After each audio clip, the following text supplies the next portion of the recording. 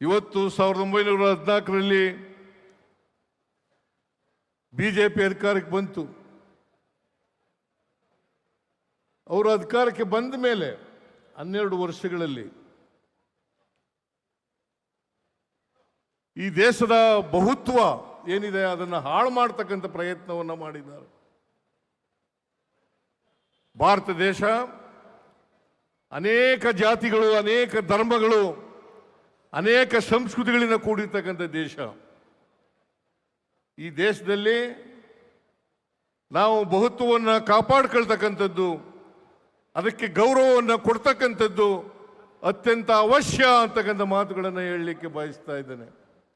ಭಾರತೀಯ ಜನತಾ ಪಕ್ಷದವರು ಧರ್ಮದ ಹೆಸರಿನಲ್ಲಿ, ಜಾತಿ ಹೆಸರಿನಲ್ಲಿ, ಸಂಸ್ಕೃತಿ ಹೆಸರಿನಲ್ಲಿ ದೇಶವನ್ನು ಒಡೆಯತಕ್ಕಂಥ ಪ್ರಯತ್ನವನ್ನು ಮಾಡ್ತಾ ಇದ್ದಾರೆ. ಇದು ಒಂದು ಸವಾಲು. ಹರಿಪ್ರಸಾದ್ ಅವರಿಗೆ ಸವಾಲು, ನಮ್ಮ ಕಾರ್ಯಕರ್ತರಿಗೆ ಸವಾಲು. ಅನೇಕ ಜನ ನಮ್ಮ ಕಾರ್ಯಕರ್ತರುಗಳು ಕಾಂಗ್ರೆಸ್ಸಿನ ಇತಿಹಾಸ ಗೊತ್ತಿಲ್ಲದೆ ಇರತಕ್ಕಂಥದ್ದು, ಸ್ವಾತಂತ್ರ್ಯ ಹೋರಾಟದಲ್ಲಿ ನಮ್ಮ ಪಾತ್ರ ಏನು ಅಂತಕ್ಕಂಥದ್ದು ಗೊತ್ತಿರ್ತಕ್ಕಂಥದ್ದು, ಸಂವಿಧಾನದ ಮೂಲ ಉದ್ದೇಶಗಳು ಏನು ಅಂತಕ್ಕಂಥದ್ದು ಗೊತ್ತಿಲ್ಲದೆ ಇರತಕ್ಕಂಥದ್ದು ಅನೇಕ ಕಾರ್ಯಕರ್ತರಿದ್ದಾರೆ. ನಾನು ಇವತ್ತು ನಮ್ಮ ಕಾರ್ಯಕರ್ತರಲ್ಲಿ ಮನವಿ ಮಾಡ್ತಕ್ಕಂಥದ್ದು ಏನಪ್ಪಾ ಅಂತಂದ್ರೆ, ಹರಿಪ್ರಸಾದ್ ಅವರ ಜೊತೆಯಲ್ಲಿ ನಿಲ್ಲಬೇಕು. ನೀವು ನಮ್ಮ ಸಿದ್ಧಾಂತ ಏನಿದೆ,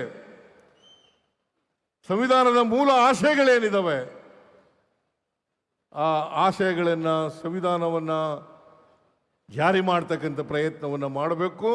ಅಷ್ಟೇ ಅಲ್ಲ, ಇನ್ನೂ ಒಂದು ಹೆಜ್ಜೆ ಮೂಲೆ ಹೋಗಿ ಜಿಲ್ಲಾ ಮಟ್ಟದಲ್ಲಿ, ತಾಲೂಕು ಮಟ್ಟದಲ್ಲಿ, ಬೂತ್ ಮಟ್ಟದಲ್ಲಿ ಶಿಬಿರಗಳನ್ನು ಏರ್ಪಾಡು ಮಾಡ್ತಕ್ಕಂಥ ಪ್ರಯತ್ನವನ್ನು ಮಾಡಬೇಕು. ಇವತ್ತು ನಮ್ಮ ಮೂಲ ಉದ್ದೇಶ, ಸಂವಿಧಾನದ ಮೂಲ ಉದ್ದೇಶ ಈಡೇರದೇ ಇರತಕ್ಕಂಥ ಪ್ರಯತ್ನವನ್ನು ಮಾಡ್ತಾ ಇದ್ದೇವೆ. ಅದಕ್ಕೋಸ್ಕರನೇ ನಾನು ಮುಖ್ಯಮಂತ್ರಿಯಾಗಿರುವಾಗ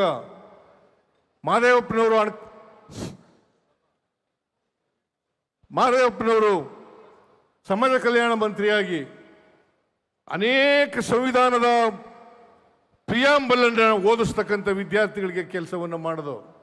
ಇದರ ಉದ್ದೇಶ ಸಂವಿಧಾನ ಎಲ್ರಿಗೂ ಕೂಡ ಗೊತ್ತಾಗಬೇಕು, ಸಂವಿಧಾನದ ಮೂಲ ಉದ್ದೇಶಗಳು ಗೊತ್ತಾಗಬೇಕು.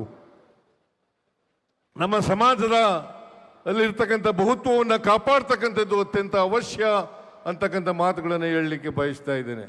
ನನಗೆ ಸಂಪೂರ್ಣ ವಿಶ್ವಾಸ ಇದೆ, ಹರಿಪ್ರಸಾದ್ ಅವರು RSSನ ವಿರುದ್ಧವಾಗಿ, ಬಿಜೆಪಿಯ ವಿರುದ್ಧವಾಗಿ ಹೋರಾಟದ ಪ್ರಯತ್ನವನ್ನು ಮಾಡ್ತಾ ಇದ್ದಾರೆ. ಆ ಪ್ರಯತ್ನ ನಮ್ಮ ಕಾರ್ಯಕರ್ತರು, ಎಲ್ಲ ಕಾರ್ಯಕರ್ತರಲ್ಲೂ ಕೂಡ ಬರಬೇಕು.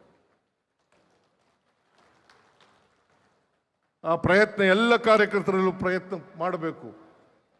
ಈ ಪ್ರಯತ್ನ ಮಾಡಿದಾಗ ಮಾತ್ರ ನಾವು ದೇಶವನ್ನು ಉಳಿಸಲಿಕ್ಕೆ, ಸಂವಿಧಾನವನ್ನು ಉಳಿಸಲಿಕ್ಕೆ ಸಾಧ್ಯ ಆಗ್ತದೆ ಅಂತಕ್ಕಂಥ ಮಾತುಗಳನ್ನು ಈ ಸಂದರ್ಭದಲ್ಲಿ ಹೇಳಲಿಕ್ಕೆ ಬಯಸ್ತಾ ಇದ್ದೀನಿ. ಅದನ್ನು ಮಾಡಲೇಬೇಕು.